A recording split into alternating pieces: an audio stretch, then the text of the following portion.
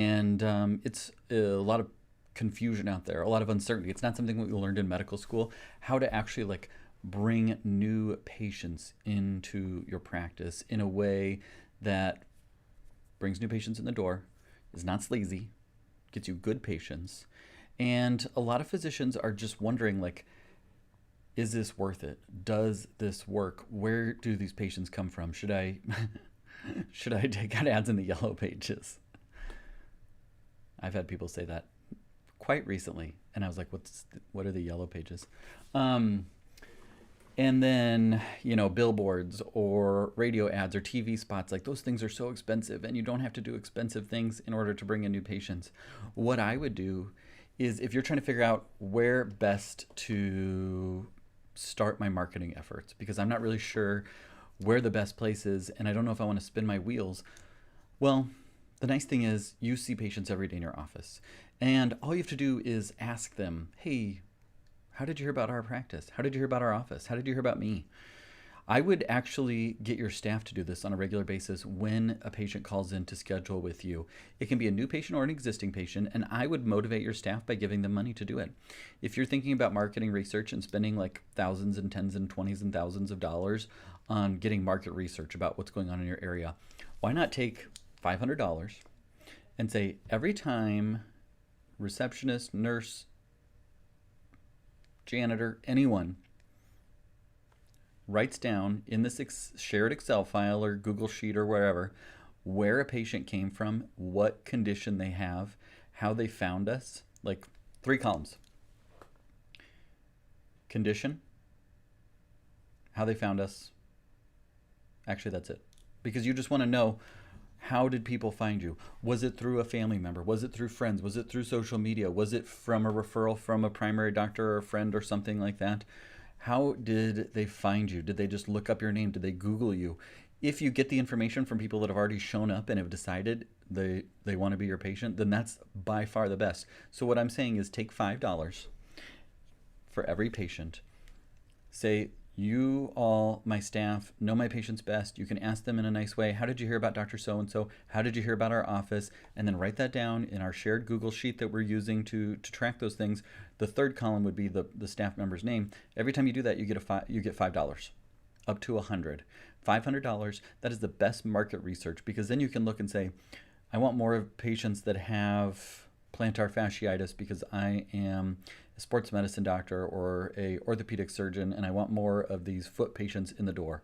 Or I see that there's this post that I did that is on our local newspaper or TV channel or whatever, and that brings in new skin cancer patients or something like that. Wherever that is, that will come to light when you start asking patients in an organized, systematic way, how did you hear about our office?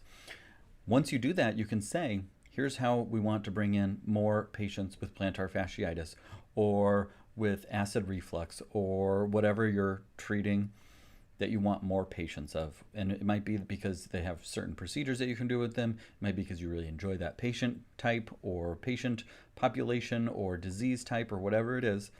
That's where you can invest your time then from there.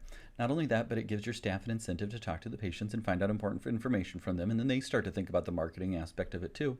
And so it's a win-win-win. It gets you valuable information. It gets your staff involved. It pays them money, which then you can use as a tax write-off because it's market research. And it's so much cheaper than hiring some outside marketing firm to come in and say, well, 42% of your patients found you through Google and 51% through word of mouth. Like, you could pay for those things, but it would be really expensive and it wouldn't really help you any more than just having your staff do it on a shared Google Sheet, incentivizing them. Do it every quarter. That's $2,000 for a year's worth of market research. And then you can say, we're going to spend more money creating and optimizing and boosting Facebook posts, because I know that if I have this post that I wrote about plantar fasciitis. When I boost that on Facebook, I get new patients in the door. So it pays for itself when two new patients call and come in because they saw this blog post I wrote about plantar fasciitis. We'll get into more of the weeds of that and the details and all those things. $5 for every new patient, or for every patient that it's written down how they found your practice. You can even do existing patients and say, hey, remember way back when you weren't a patient here and you were looking for a doctor? How did you find us? If they say the yellow pages, I mean, I wouldn't spend a lot of money on the yellow pages. But comment below, yes, if that makes sense. Comment below, yes, if that's something that you'll do, or if you have another idea of how to get that good market research. I mean, you can ask patients yourself. I find that I'm busy during the exam process, and even though I do say, what brings you in today? How did you find our office? How did you find me? I tend to not remember that the way that it would if I had a Google sheet where it was all written down and looked at. I can tell you the vast majority of my patients come from, I saw your post on Facebook, I saw you on Instagram, you speak my language, it resonated, and I switched to you because you were just, answering all the questions that I didn't know I had and speaking in a way that I could understood, and that's why I'm sitting here in front of you. That's why I want my kid's pediatrician to be you.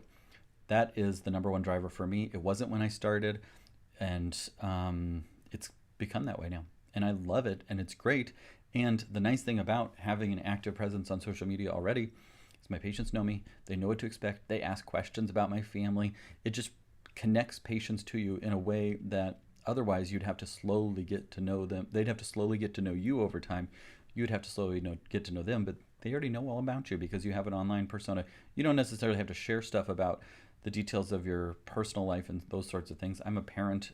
Most of my patients, the people that decide who they're going to, that they're going to bring their kid to, are parents as well. And so showing my kids helps parents feel connected with me. And so that brings in more patients than anything else that I do. Comment below if you're going to do it, if it's important to you to figure out where patients are coming from so you can direct those things your way. Keep up the good work.